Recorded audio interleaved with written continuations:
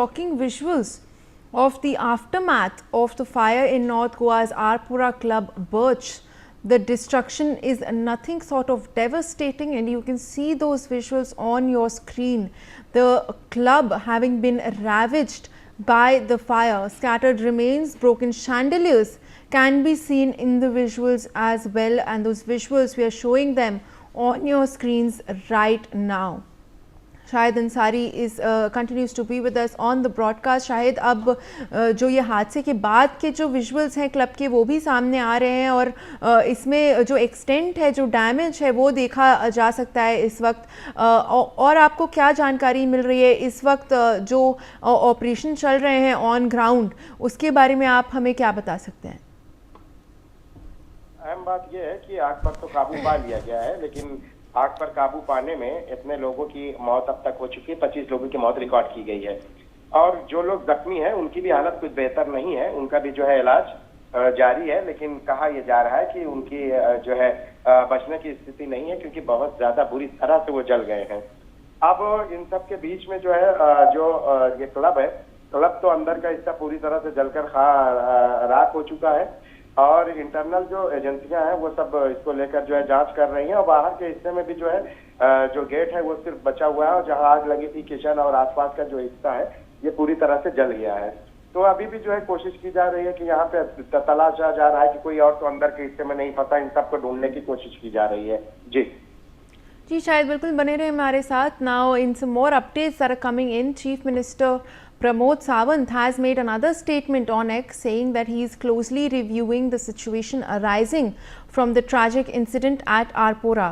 He also confirmed that all 6 injured persons are in a stable condition and are receiving the best medical care, adding that he has ordered a magisterial inquiry into the entire incident to identify the cause and fix responsibility. Shahid Ansari continues to be with us. शायद अब जो हमें पता चल रहा है, ये जो चीफ मिनिस्टर का स्टेटमेंट आया है कि एक मैजिस्टीरियल इंक्वायरी का जो है वो स्टार्ट कर दी गई है अब इस हादसे के अंडर, उसके बारे में आप हमें और क्या जानकारी दे सकते हैं? देखिए, जो हादसा पेश आया है, इस हादसे के बाद पहले ही आपको मैं बता दूं कि जो लोकल एमएलए और उसके साथ साथ कांग्रेस में भी जो है इसको लेकर सख्त रवैया अपनाया है। कई लोगों ने जो इसको लेकर जो हादसा पेश आया है, इस हादसे को लेकर कहा है कि भाई जो गोवा के चीफ मिनिस्टर है वो इस्तीफा दे दें। लेकिन सबसे अहम बात यह है कि पहले ही प्रशासन ने कहा था कि सख्त इंक्वायरी की बात तो की थी, लेकिन अब जो जांच को लेकर जो बातें सामने आ रही है उसमें ये बात पता चली है कि जो मजिस्ट्रेट लेवल की जो इंक्वायरी होगी इसमें जो है फायर ऑफिसर, पुलिस और मजिस्ट्रेट इनकी सब मौजूदगी रहेगी और वहां से ये जांच होगी। लेकिन सवाल यही है कि जो कांग्रेस या दूसरे जो लोग हैं इसको लेकर ये सवाल उठा रहे हैं कि 25 लोगों की जो मौत हुई है, ये मौत जो है कहीं ना कहीं जो प्रशासन की अनदेखी की वजह से हुई है। गोवा में जो ये जो हादसा पेश आया है, इस हादसे के दौरान आपको मैं बताऊं कि इस क्लब को, नाइट क्लब को पहले भी जो है इस तरह के नोटिस दिए जा चुके थे। बावजूद इसके ये पूरी धड़ल्ले के साथ जो है ये चल रहा था, न सिर्फ चलाया जा रहा था बल्कि जो फायर सेफ्टी के नियम है उनको जो है पूरी तरह से नजरअंदाज किया जा रहा था। अगर समय रहते इस पर कार्रवाई होती तो हो सकता है कि हादसा कर सकता था, लेकिन चूंकि ये सब कुछ करने से पहले प्रशासन ने सख्ती की बात तो की है, लेकिन प्रशासन की सख्ती पर कोई अमल नहीं हुआ, ये दिखाई दे रहा है।